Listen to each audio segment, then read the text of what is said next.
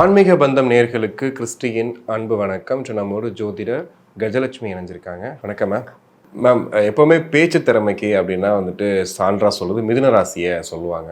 அவங்களுக்கு இந்த தமிழ் புத்தாண்டு எப்படி இருக்க போகுது?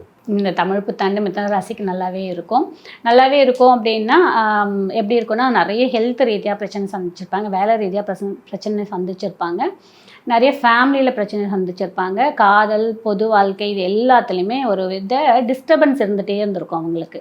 அந்த அங்கீகாரம்ன்றது பெருசாக கிடச்சிருக்காது. அது எல்லாமே இப்போ கொஞ்சம் கிளியர் ஆகும். குருவோட பார்வை ஜூனுக்கு அப்புறம் கண்டிப்பாக கிளியர் ஆகும். அப்போது அவங்க என்ன பண்ணணும்னா, கரெக்டாக இந்த வேலையை விட்டு இன்னொரு வேலையை மாறுறதுக்கு முன்னாடி அந்த வேலையோட அப்பாயின்மெண்ட் ஆர்டர் வாங்கிட்டு மாறணும். இப்போ இவங்க என்ன பண்ணுவாங்கன்னா, ஸ்மார்ட் திங்கிங். இப்போ மிதுனம் பொறுத்தவரை இருக்கும் கொஞ்சம் ஆள் கொஞ்சம். ஆமாம், ஏன் அப்படின்னா மிதுனம் புதனோட வீடு அது. புதன் எப்பயுமே over thinking, over smart, over intelligent.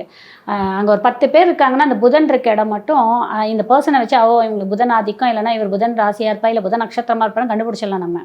ஏன்னா அவங்க ரொம்ப ஹைப்பராக இருப்பாங்க, ரொம்ப ஒரு ஜாலியாக பேசக்கூடிய இருப்பாங்க. ஆனால் எதை எப்படி பண்ணாலுமே அவங்க விஷயத்தில் அங்கே கராராக இருப்பாங்கன்றதை மட்டும் நம்ம எல்லாரும் மைண்டில் வச்சுக்கோங்க. அதுலேயும் இந்த மிருகசீடம் நட்சத்திரம் புதனுக்கு எப்படி இருக்குன்னு பார்த்தீங்கன்னா, நிறைய ஹெல்த் ரீதியான பிரச்சனையும் கொடுத்துருக்கும். அதெல்லாம் ஓரளவுக்கு கிளியர் ஆகும். கண்டிப்பாக நிறைய சொத்து வாங்கிறதுக்கான வாய்ப்பு இருக்குது, வீடு வாகனம் வாங்கிறதுக்கான வாய்ப்பு இருக்குது, நிறைய ஹாப்பினஸ் நடக்கும். பொருளாதாரம் ரீதியாக ஒரு 80% நல்லாயிருக்கும். பொருளாதாரம் யாருக்கெல்லாம் பேங்க் பேலன்ஸ் 0 அப்படின்னு இருந்தது எல்லாருக்குமே இப்போ பேங்க்கில் கொஞ்சமாவது பணம் இருக்குன்றது பெருமையாக சொல்லிக்கலாம். ஓகே, அந்த மாதிரி ஒரு காலகட்டம் தான். பொருளாதாரம் நல்லா இருக்குது. அதான் சொன்னேன், 12 ராசிக்குமே இந்த ஆண்டு பொருளாதாரம் நல்லா இருக்கும். நடுவில் ஒரு 3-4 மாதம் மட்டும் ஒரு வித டைட்டுன்னு இருக்க மாதிரி இருக்கும். அது அந்த எந்த மாதம் நான் உங்களுக்கு சொல்கிறேன், அப்புறமா லாஸ்ட்டில் சொல்லிடுறேன். மற்றபடி ஓவராலாகவே இந்த வருடம் பொருளாதாரம் 12 ராசிக்குமே ஓரளவுக்கு வந்துட்டு போயிட்டு தான் இருக்கும், ஃப்ளோ இருக்கும். ஓகே, இவங்களுக்கு நட்சத்திர ரீதியா ஒவ்வொரு நட்சத்திரத்துக்கும் மிருகசீடத்தை பொறுத்த வரைக்கும் ஒரு வித பதட்டம், டென்ஷனோடையே தான் இருப்பாங்க. பட் அது எல்லாமே அது கொஞ்சம் நேரத்தில் அப்படியே சரியாயிடும். வேலை நல்லாயிருக்கும். வேலை கிடைக்கலன்றவங்களுக்கு கண்டிப்பாக வேலை கிடைக்கும்.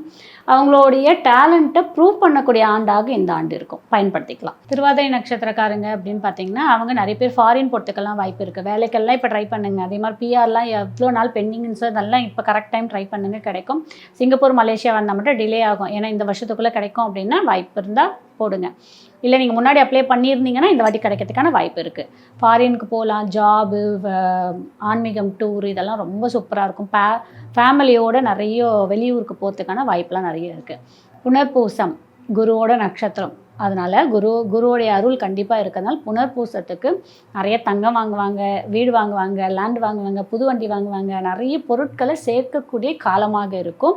நிறைய ஆன்மீக டூருக்கு நிறைய போவாங்க. அந்த ஃபாரின்லுக்கு டூருக்கெல்லாம் பார்த்திங்கன்னா ஆன்மீகம், இப்போ தான் மலேசியா முருகரை பார்க்க போவாங்க. நிறைய கடல் கடந்து போகக்கூடிய பயணம்ல இப்போ நிறைய வரும் இந்த புனர்பூசக்காரங்களுக்கு. அதற்கான பொருளாதாரமும் கண்டிப்பாக வரும். கொஞ்சம் பொறுமையாக அமைதியாக மட்டும் இருங்க. ஜூன் நம்ம குரு பயிற்சி மாறினதுக்கப்புறம் நிறைய விஷயம் நிறைய பேருக்கு மாற்றத்தை கொடுக்கும். அதற்கு 10 நாளுக்கு முன்னாடியே நமக்கு வேலையாகிறதுக்கு ஆரம்பிச்சிடும்.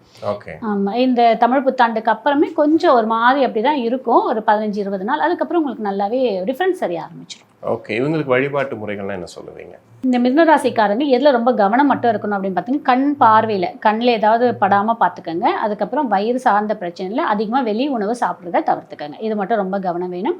மிதுனராசிக்காரங்க நின்ற கோல பெருமாளை வழிபாடு பண்ணுறது ரொம்பவே சிறந்ததாக இருக்கும். போகும்போது கண்டிப்பாக ஏதாவது கல்கண்டு வாங்கிட்டு போய் வரவங்களுக்கு தானமாக கொடுத்துட்டு வாங்க. கண்டிப்பாக உங்களுக்கு இந்த ஆண்டு முழுவதும் தித்திப்பாகவே இருக்கும். கண்டிப்பாக நிறைய விஷயங்கள் பகிர்ந்துக்கிட்டீங்க. உங்கள் நேரத்துக்கு